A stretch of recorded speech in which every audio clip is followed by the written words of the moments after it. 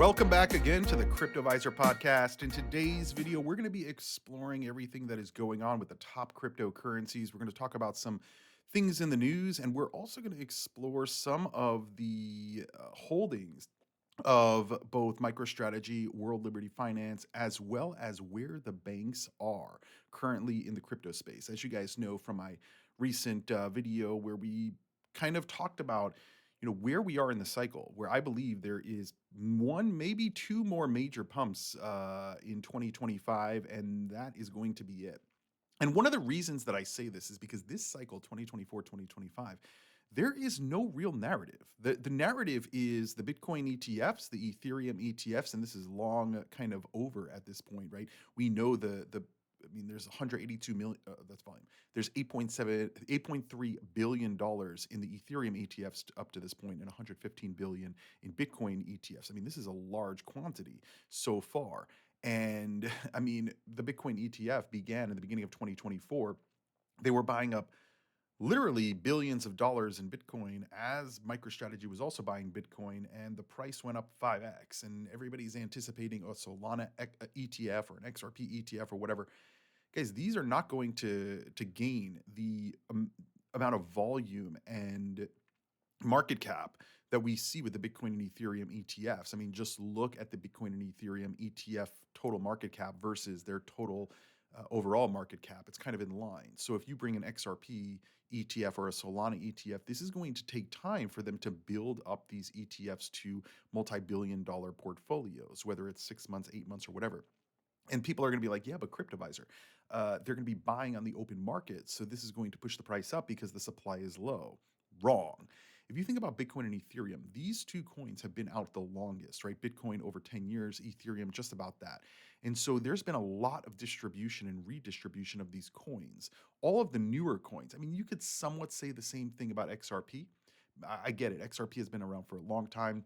Ripple, I believe, has done a very good job, which is you want the price to go up in selling their XRP every single month. You guys, actually, most people who probably watch my videos do know about this, but there's a lot of people in crypto that don't know about the Ripple escrow and the fact that Ripple still has a very large portion of the XRP. So this is not a widely distributed coin. Solana, the same thing. Solana's only been around for one cycle. A lot of the billionaires are still holding on to Solana, meaning that it hasn't been redistributed since Genesis, since Solana began. Because remember, Solana began in 2020. It was kind of headed up by FTX and the Raoul Pals of the world and a lot of these very high level investors. And so they've been, I mean, Chamath said he invested $5 million and it went up to like $2 billion during the previous bull run. So did they sell? Probably some. But I don't think it's going to be as widely distributed as some of these other coins. So if the ETFs are approved, which they probably will be at some point, a lot of these coins that are going to be unlocked or sold to the ETF issuers, it's going to be just everyday people seeing a little pump, but also the people who've been holding from Solana 25 cents or 50 cents. Because remember, that was the Genesis price. That was the investor price before the Solana blockchain even went live.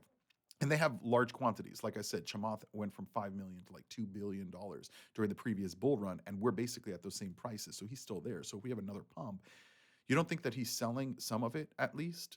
Guys, they are. And the reason they are is, in my view, because they know, number one, that initial kind of buy-in, let's say the ETFs get approved in the middle of 2025, they're going to buy into the end of 2025.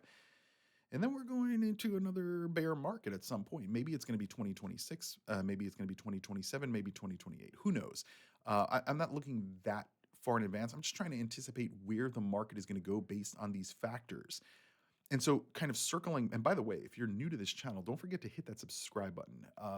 We don't upload every single day right now, but we're going to be uploading fairly often as we kind of navigate together through this bull market. Don't forget to also give the video a thumbs up. Remember, nothing I say is financial advice. These are just my opinions. I obviously could be wrong.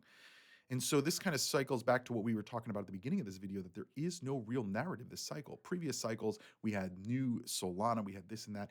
Now, we have Peanut the Squirrel cryptocurrency, or, some of these other meme coins, and the Trump coin, and Barstool coin, and all of these other coins that are, being released as kind of jokes. And I mean, that's kind of where we are. Like, the whole thing is really a joke. There's no fundamental, like, we're going to be talking about World Liberty Finance and the banks in just a minute, but I really want to harp on this point for a minute because I think that it is important.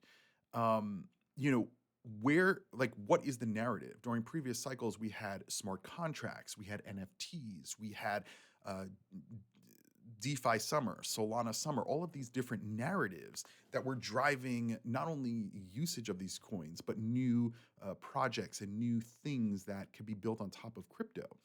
And so far this cycle, we haven't seen any of that, right? I mean, going back to the Bitcoin ETFs, the Bitcoin ETF issuers are buying these Bitcoin ETFs for price to go up, right? For long-term assessment. And also, I think kind of concentrating most of that wealth in US based products because we saw what happened during previous cycles. Same thing is going on with Ethereum. There is no real big discussion. I mean, there is discussions about improving the Ethereum blockchain and what kind of new technologies and what the Ethereum Foundation is doing and where does Vitalik stand and all of that. There is a lot of discussion about that, but again, there's no narrative. There's no like this is the big thing that's going to happen. Last cycle we had gaming coins, we had AI coins. This cycle, what happened to the AI coins? What happened to this big merger between Fetch AI, Singularity Net, and Ocean Protocol? What happened to it? We haven't heard anything since they merged. I think it's called the ASI coin.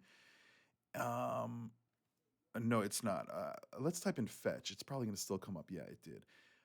So when when I stopped recording last year on this channel in about June of 2024, this is when the ASI coin merged, and I was saying on my videos at that point, like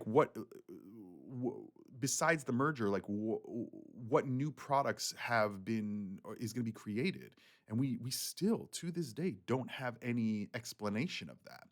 And you can see what happened in the last year, right? A lot of pump up into this. We're going to merge, we're going to merge, we're going to merge. And then what happened at the merge? The price went down and it continued to go down.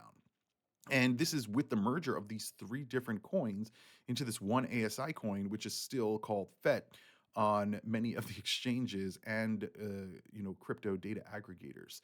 So even the AI narrative, although it may come back up, I'm not saying to sleep on artificial superintelligence coin or any of the AI coins. I do think that we're already starting to see some of the AI narrative with OpenAI and XAI and X's Grok and all of these different platforms outside of the crypto space. And eventually it will probably lead into crypto. But even during the downtimes, which is basically what we've had since the ASI coin merged, we have not heard anything. There's no like ongoing, hey guys, this is what we're going to be doing. We're very close. We're very close. Announcement of announcement of announcement of an announcement. We don't have that anymore. And so this cycle, as I said in my video yesterday, my comeback video on this channel, is that we are already halfway through the bull run. And I don't see any pathway that we're going to have a sustained bull run that's going to last another 2 years, or that Bitcoin's going to get to 500,000 or $1 million this cycle. I just don't see it happening because of all of these things that we just discussed. Now, again, some of this can change. Don't get it wrong, guys. The speculation on this will potentially, like, we can see ASI, like if the AI narrative gets picked up again at some point in 2025, we may see ASI go up 10x from 80 cents to $8. But a lot of that is just going to be based on speculation, because these coins or these projects or these companies that are behind the coins, they can't just like wake up one day and say, okay, we are implementing AI. They need to spend years developing the technology, integrating the technology, testing the technology before it gets deployed and then actually used. So anything that we actually do here from ASI or any of these kind of other related narratives, even the gaming narrative, haven't heard anything from any of these gaming platforms. And so if they come out in a month and say, oh, we're releasing this new product, I'm going to be like, wait. Let's look at the testing. Let's look at how many people actually use this, because otherwise it's all speculation. It is all speculation. And that's okay. The price is going to go up if there's speculation. Obviously, if you're in the coin, you're going to make money. But it's important to understand it's just speculation. Look at what happened during the previous cycle with Axie Infinity. everyone was saying this is the number one used game in the world, and then we found out that it was basically people who are getting paid like 5 cents a day to play it, to kind of pump the numbers up. It wasn't an actual game that people were actually using, and if it was, why are we not hearing anything about Axie Infinity today? I mean, obviously people are probably still using the platform, but not to the degree that we saw. So anyway, that's my kind of conversation on that. That there's no narrative. Everybody's just really relying on the SBR, the Strategic Bitcoin Reserve, MicroStrategy, and the banks. And I don't know that that's going to be enough. I really don't. And so this kind of brings us to our next topic, right? The Bitcoin Reserve. We are seeing, there was a lot of conversation about the president coming in and creating a Bitcoin reserve, which may happen. But I do think that's going to take a lot more time than we realize, and I don't think it's going to be as large as we realize, right? I think that if we do get a national Bitcoin reserve, it's probably going to be all the Bitcoin that the country already has. It will go into that, and then maybe they'll do some purchasing, right? But to actually get like an everyday or every week purchasing program like MicroStrategy is doing, I don't think necessarily we're going to see that just yet. Maybe down the road. Um, because again, we don't even have regulations yet. And so the states are starting to do this. Are all the states actually going to approve this and then implement it? Maybe, maybe not. But is this really going to do anything for the market, or is this kind of a longer term play? In my view, this is more of a longer term play. Everybody's anticipating, oh, no, no, no. If Texas announce, or New York or California or Florida announces a Bitcoin reserve tomorrow, the price is going to go up. Guys, they're talking about in the original bill, a $500 million buying cap, and now they're saying less. Um, but this is nothing. This is nothing because MicroStrategy buys this in one quick swoop, and they're doing this with large investors and also diluting their stock by selling stock onto the market to then take that money and then buy the Bitcoin. It's similar to an ETF, kind of like in how an ETF works, but it's also different. I think that again, this Bitcoin reserve thing is just speculation as well, because even if they do get, like, let's say they put 500 million, one state puts 500 million in as an initial uh, like seed funding for it, then what are they going to do? They're going to buy one Bitcoin a day, similar to what El Salvador is doing. That's $100,000, right? For the state, it won't be that much from a monetary standpoint. But is it really going to do anything for the market? One state buying one Bitcoin a day. In the short term, not really. I mean, longer term, yes, because now you have all of these states, all of these countries, all of these companies buying on a regular basis. And the idea here is that if more Bitcoin is being purchased on a regular basis than is being mined, right? So if you take all these major companies, all the countries, all the ETFs, all this that are buying Bitcoin, and you divide it by day and then look at how much Bitcoin are being mined per day, if you have more buying than production, then obviously the supply demand metric is hit and the price will go up. But is this going to actually occur in the longer term? Is this really going to make a difference? I don't know. I don't know. This is something that we have to explore. This is why we're talking about it. So we really understand the full picture. And this brings us to Ethereum, right? Because it's not just Bitcoin, it's Ethereum and Bitcoin. Everything else is just a conversation, as I say. Every other altcoin is a conversation. Now, again, because those other coins are conversations, there is a much more likely possibility they can move up significantly um, from a price perspective. Again, supply demand metrics, where's the volume, all of that. But really, what matters to these big institutions, to the companies, corporations, is the big money, and that's in Bitcoin and Ethereum. And a lot of people have been talking down on Ethereum because it hasn't even hit its last all-time high. We talked a little bit about this on yesterday's video. So make sure you guys are subscribed. That way you don't miss these videos. And also give the video a free thumbs up. Thumbs up are free. If you want to help support the channel, you can give a super chat down below or become a channel member right here to support. To all of the channel members who have stayed with the channel since we kind of took a little bit of a break. Thank you guys so much. I really do appreciate you guys sticking around. But if we look at World Liberty Finance, right, this is basically the Trump organization company, right? World Liberty Finance, backed by Eric, and Donald Trump Jr. and Barron Trump, aims to strengthen the US dollar's global status in the DeFi space. And so if we look at what they've been buying, it's really Bitcoin and Ethereum. I mean, look here. People are going to say, but Cryptoviser, they also bought Aave. They're buying XRP. Minimal amounts, right? Minimal amounts. You can see the data right here.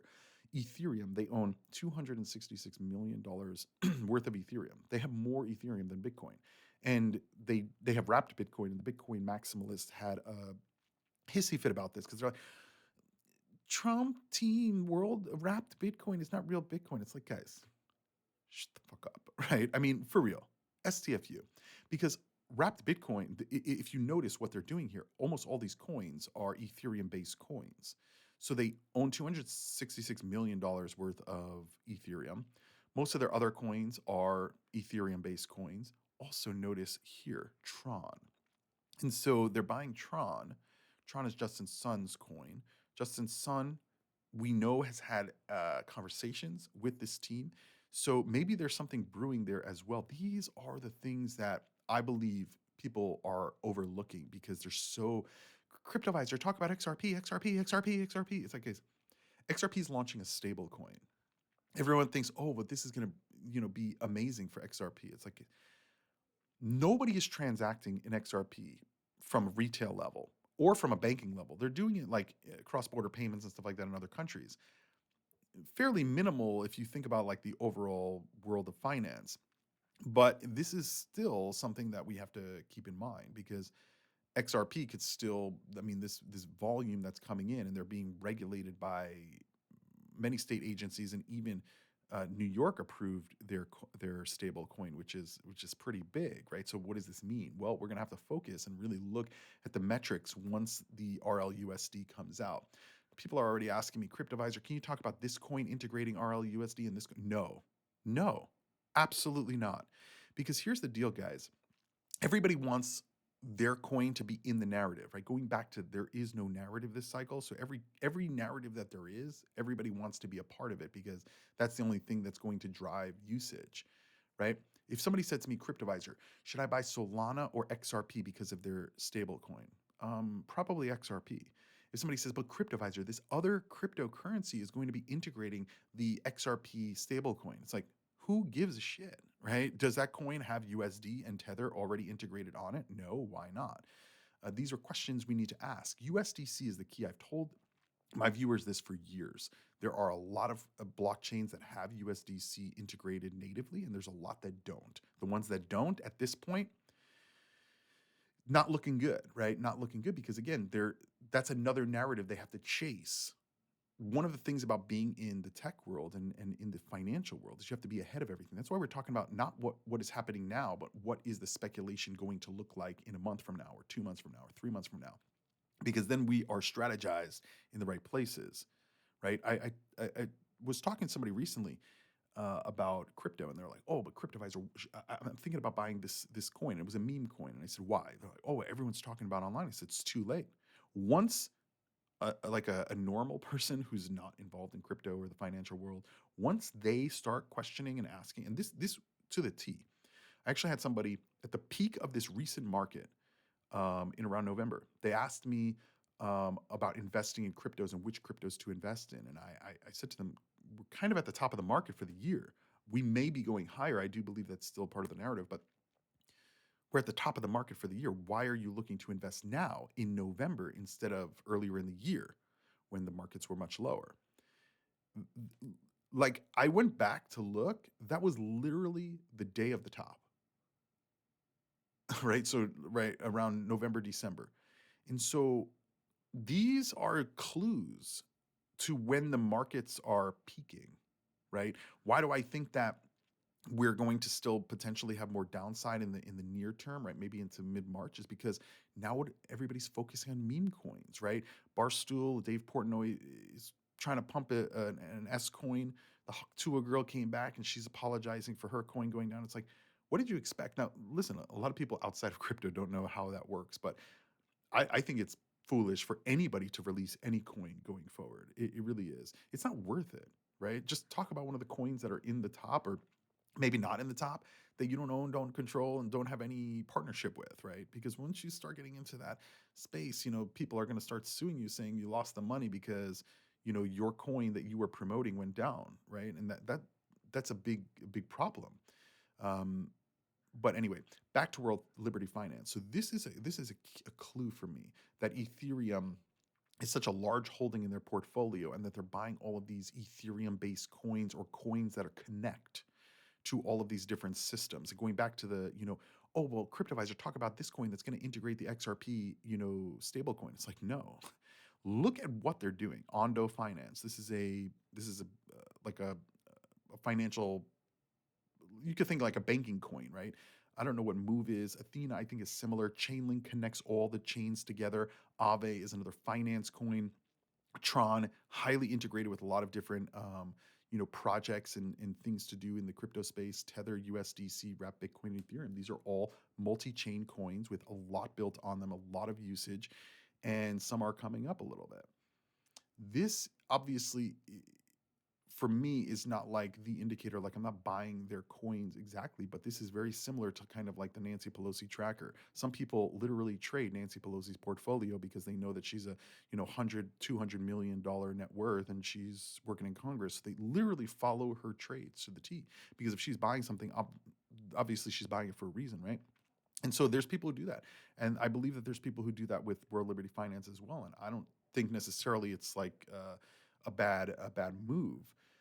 Going back to Ethereum, Goldman Sachs is boosting their Ethereum ETF holdings by 2,000%. Goldman Sachs is going to increase their position by over 2,000% to $476 million, while the Bitcoin ETF stashed is more than 1.5 billion. So again, they're buying $476 million in Ethereum, and look at, that's basically double what World Liberty Finance has. So they are buying, and you can see on the Ethereum ETFs, although it's much less volume and smaller market cap ETFs, these are still pretty hefty and large quantities. So there's opportunity to put these in retirement portfolios, 401ks, etc. Now, moving on to some of the other things that are going on in crypto and kind of my view on this, right? Coinbase says that the crypto's new era also means more rivals as earnings smash targets.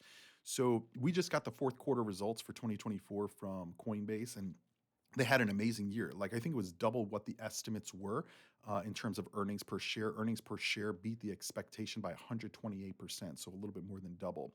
The firm's $2.3 billion in revenue also came in at 23% above expectations. And so essentially everything that they, all of their sales or revenue, I should say, in Q4 was basically profit. And I believe that we saw this in previous earnings for Coinbase as well. So, Coinbase is almost $100 million market cap. $100 billion market cap, right? $70 billion. Very similar market cap to MicroStrategy, and I do think Coinbase is going to continue to do well. But there is competition, right? There's a lot of other platforms that are coming out. There's a lot easier ways to do trading and stuff like that. But if you look at the Coinbase actual earnings report, they have, I think, $220 billion in total crypto under management, and the total market cap of crypto is 3.24 billion. So they have just under 10% of all the crypto in the world on their platform in terms of market cap. And that is, I mean, most of it is in the top cryptos, right? They obviously probably have some of the smaller cryptos, but the volume there is probably much, much lower. And it's not just Coinbase, right? Robinhood's revenue in crypto trading passed $1 billion. And again, they're charging very little in relative value. If you think they're charging 1% per transaction, $1 billion is 1% of 100 billion, meaning they had $100 billion in transactions, which is pretty amazing as well. But again, this already happened, right? Coinbase and Robinhood, this already happened. This was Q4. So people who are looking at this, they're like, oh, great time to invest in Coinbase. Well, not necessarily. This quarter, the market hasn't really been doing as much as people anticipated. So maybe Q1 is going to have much lower volume than Q4. So if you start buying now and then you wait for the results of Q1, it's going to be lower potentially than it was in Q4. And that's potentially going to push the price of the stock down. So you bought, again, you have to be ahead of all of these things. That's why we're talking about it. These are things that I look at on a pretty regular basis, right? MicroStrategy, Coinbase. We're going to talk about MicroStrategy more in depth in just a minute. Going back to the strategic Bitcoin reserve, GameStop is considering Bitcoin and other crypto investments. And so you'll hear the narrative is, oh my God, GameStop is going to start buying crypto. Guys, they're going to possibly buy $100 million worth of crypto, maybe $200 million. But I mean, they don't really have that much money. The reason GameStop has money and has cash um, over the last 4 years in aggregate is because they were selling stock when the stock prices were going much higher, especially back in 2021. The stock price peaked. You can see this last year in 2024, it peaked at $50. And what they were doing was they were selling stock onto the market to raise capital for the company. And so while you were buying, they were selling. So you were buying directly from them. This kind of concept happens in crypto. This happens in stocks. I mean, it happens all over the place. And this is why you have to really understand the dynamics of what you're buying. Uh, I believe last year, this peak may have been when that guy Roaring Kitty came back. And I remember like, oh, I was like, should I buy into it? Should I buy into it? Luckily, I didn't because, again, once the narrative is there, you're too late, right? You want to be selling into the narrative, not buying into the narrative. And that goes for non crypto related stocks as well. But yeah, GameStop is now talking about this. So, I would anticipate the price is going to probably start to move up a little bit as people are like, oh no, GameStop is going to buy crypto. This is going to be super bullish for the company. It's like, how, right? Maybe long term it is because they're going to have a portfolio, but them starting to do this now, it's all going to be a speculative move from what I can gather and from my opinion. And we're going to see other companies do this as well, right? We are seeing states doing it. We're seeing potentially the country do it. We're seeing companies doing it. Is this going to be big? Well, people are going to compare it to MicroStrategy, which is now considered rebranded to Strategy, right? The Bitcoin strategy. But they also have a company. Keep that in mind. They have a company, so they have kind of their overhead is covered, and the Bitcoin purchases that they're making is much longer term. You can hear when you listen to Michael Saylor interviews that this is a very long term play. He even said that he's not going to leave his Bitcoin to anybody. He's going to essentially his wallet is going to be burned. Now, whether that's actually going to happen or not, I don't know, but it is an interesting concept that he's dedicating his life to building up the Bitcoin ecosystem around the world to build wealth for people, companies, and families, and that at the end of it all, he's going to essentially be returning those bitcoins that he personally owns, which is in the 20 30,000 range. He's going to be donating that back to the ecosystem because, again, if coins are burned, all that value goes back into the ecosystem, right? Because now we go from 21 million to however many bitcoins were totally lost. And so it is very interesting to see what MicroStrategy is doing. They have this new dashboard on their website where you can look at all of their like essentially their strategy for the Bitcoin purchases, and you can see all the purchases here. And if you look at the charts, you can actually see every time they bought Bitcoin and where it was in the market. Right? We've heard Michael Saylor say he's going to be buying the top forever, and you can see the data to support that. That he's not just buying at the low, he's buying at the high as well. And this is basically the dollar cost average strategy. It is interesting to me that there wasn't more buying in the bear market, and you can see a lot of buying here, right? And a lot of this is because they have increased their overall outstanding shares from, I think it was 30 million or something like that. It was basically like a 30x. It went from like 300,000 to 10 million total stock, something like that. But it went up 30x, and they're going to be selling those stock shares onto the market to raise money to then go and buy Bitcoin. So essentially, it, it's not the worst thing to look at it like similar to an ETF where they do in-kind transactions where you can put Bitcoin in and you get the share out for an ETF.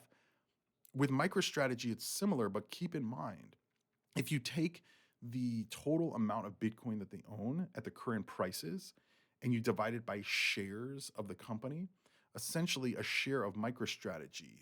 And again, this is rough math that I'm talking to you about live on the channel. Do your own research, but this is approximation from my off video calculations of it. Is basically you get in one share of MicroStrategy, you're basically holding around $150 in Bitcoin. So the price of MicroStrategy is about double what the Bitcoin holding is. Now, some people say it's worth it because MicroStrategy is highly leveraged in this coin, which is true. We also know that they're not selling, where the Bitcoin ETFs do sell on a regular basis. Going back to the conversation, The Bitcoin ETF issuers, aka the banks, they are controlling the market right now. And MicroStrategy, they keep buying. So the offset to that is to sell. So because at some point there's going to be a liquidity shock, right? I'm surprised it hasn't happened already. But again, this goes back to the question like, where is all the liquidity coming from? Well, this could be coming from other countries that don't have the public markets that we have in the US, right? So we're in the US. MicroStrategy has to relay all of this information. All the Bitcoin ETF issuers have to relay all this information on a regular basis to the SEC and then therefore to the public.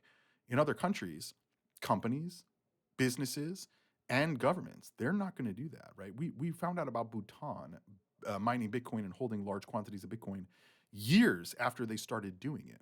And so, how much of that liquidity is coming from other countries that were buying Bitcoin in the bear market and then now they're selling it and essentially extracting US dollars from the Bitcoin ecosystem, right? Because US based companies and ETF issuers are buying these coins and it's going into these other countries or other companies outside the US. Now you may say, well, that's stupid because the price of Bitcoin is going to go up. No, no, no. This is actually like a higher level investing strategy where they don't look at it as I'm going to hold this forever. This is my favorite coin. I love this coin. I love this crypto. I love this. This is my whole life, right? Which a lot of people in crypto, they dedicate their whole lives into one coin, which is, I mean, it's the same thing somebody working at a company dedicating their whole life to that company, and then the company lays them off after 30 years. And with basically, I mean, I've worked with people who worked at companies for 30, 35, 40 years, and they retired and they got like, a bouquet of flowers. And it's like, that's the thank you I get, right? So it is a little ridiculous to just stick to one crypto or one stock or whatever. But these companies that are really, really strategic, they're looking at it as like, okay, if the liquidity is coming in right now from MicroStrategy, from the US, from World Liberty Finance, or whoever, we're going to extract that value in the coins that we already have. We're going to take this money out of the market. And the price may double, triple, quadruple from there, but doesn't matter. And then they're going to wait for pullbacks. They're going to wait for the market to go down because they know it's going to happen eventually. And then they rebuy back. So they didn't actually lose anything in the longer term aspect of this. And so this is why it's really important now that the banks are in control to really pay attention to this dynamic because now there's a lot more money involved. Everybody's still chasing the high of Bitcoin from 2013 where it went up from, $1 to $20,000. That's not happening again, right? We're not hitting $1 million this cycle. There is almost no pathway. And believe me, I've tried to, in my investment thesis, I've tried to make it work where we would see Bitcoin hit $1 million, $500,000 this cycle. And there's no pathway to it. There's just no pathway to it because of what we see with the Bitcoin ETF issuers. They are in control. MicroStrategy is in control. MicroStrategy says they're never selling, but they may. I mean, if it goes to $1 million, maybe they're going to sell 1% of their holdings, pay off all their debt, and now they have 500,000 Bitcoin essentially for free, right? So just because they're saying they're not going to do it now doesn't mean they're not going to. And again, what other countries, what other companies, what other billionaires around the world own large quantities and will dump? I remember during the last cycle, everybody was shock and awe. In I think it was like October. It was like October of no, sorry, August or September of 2021 when Raoul Pal went on his channel or was in a podcast and he said that he sold all of his Ethereum for Solana or sold his Solana for Ethereum, and everybody was shocked. Everybody was shocked, and I wasn't. I was like, yeah, I've been anticipating that he will sell at some point, right? Because especially the billionaires, they're not buying Bitcoin just to like look at it and say, oh, wow, I made 5x on my amount, right? These people are playing with a lot of money, right? Chamath went from $5 million in Solana value to, $2 to $5 billion in value. I would highly doubt he did not sell. I mean, I think that on his podcast, he was actually joking about selling during the last cycle into that, where you get it for 25 cents and it goes up to $250. I mean, guys, yeah, it could go higher, but they don't care. They've already made 1,000% or 1,000x return. And so this is why we're seeing a lot of people pumping and talking about some of these small coins that really aren't doing anything, aren't part of the narrative, had no narrative during the bear market, and now they're chasing the narratives of this cycle, which there are none. There are none. So we're hearing people say, "Oh, well, my coin is going to be part of the strategic crypto reserve of the U.S." No, it's not. My coin is going to be the next ETF. Well, maybe, right? Maybe we have seen a lot of Grayscale and all these other ETF issuers putting in a lot of ETFs, but I mean, you could look at the Grace. I mean, guys, if you go to Grayscale's website and you look at some of their funds that are not yet ETFs, but this is kind of pre-ETF, there's not really that much in them. There's not really that much that people that want to buy into these small coins. Now that may change for a short period of time, but I mean, let's look at the Solana Trust because the Solana Trust they've had for quite a while, and I think it's in private placement. No, now it's open. So if we click it, we'll actually be able to see how long they've had the Solana Trust. If you look right here, inception date, 11/18/2021. So they began, again, pay attention to when this happened. The Grayscale Solana Trust started 1 month before, or no, the month of the top of the market, the month of the top of the market in 2021. And so in the 4 years since, they've been able to acquire altogether $103 million worth of Solana. I mean, Solana's market cap is basically $100 billion. Okay, so we went from $100 billion, and the Solana Trust has $100 million, which is 1/10 of 1% of the entire market cap of Solana. Now, some people will say, "Well, that's a lot, Cryptoviser." I would say it's really not, because if you look at the other ETFs, right? If you look at the Grayscale Bitcoin ETF, I mean, we could just look at that right here. Grayscale's Bitcoin ETF is $20 billion, right? Billion. And the market cap of overall Bitcoin is $2 trillion. So I guess that is still 1/10 of 1%, but the market cap difference is significant. I don't know. That's just the way that I look at it, right? You would think that there would be more in the ETF and the Solana Trust, and there's just not. So I don't know that that is going to push the market higher, right? We need to see usage. Where the only place that I actually see usage, to be honest, like major change in the usage, is Dogecoin. And the reason I'm saying that is because there's a department now, Doge, that is going to, make the government's budget and efficiency better, right? Or at least that's what they're going for. And we've already heard Elon and their team talking about that they believe that there needs to be some government spending, or the the something around where the money is going put on the blockchain. So number one, it's more public. And number two, it's more transparent. And we've heard previous to Elon kind of getting involved in the Doge ecosystem, or Doge from a government perspective, we've heard him say that he believes that Doge should and could be developed more for actual use cases. And we also saw on X recently that Elon invited the founder of Doge, I think his name is Marcus or something like that, Billy, invited him to go work on the Doge team. So this is really the coin that has the potential to have actual usage on it. Now, whether it's going to be implemented, I don't know. Maybe they're just going to talk about it, and that narrative alone will push the price significantly higher. But these are some things to think about. And going back to MicroStrategy, right? A lot of Bitcoin, but this is also a huge risk, because their average cost right now on all their Bitcoin is $65,000, which is basically like 30% less than where we're at currently at about $100,000. So this is a risk. And I've been thinking about this a lot, because I'm thinking about, like, what is going to be the catalyst this cycle, right? FTX was the catalyst the previous cycle that completely uh, es- moved us into a bear market so fast. I mean, people didn't know what the hell to do. And this is a risk. And the reason it's a risk is because of the debt. And this idea that the price is only going to go up the MicroStrategy price.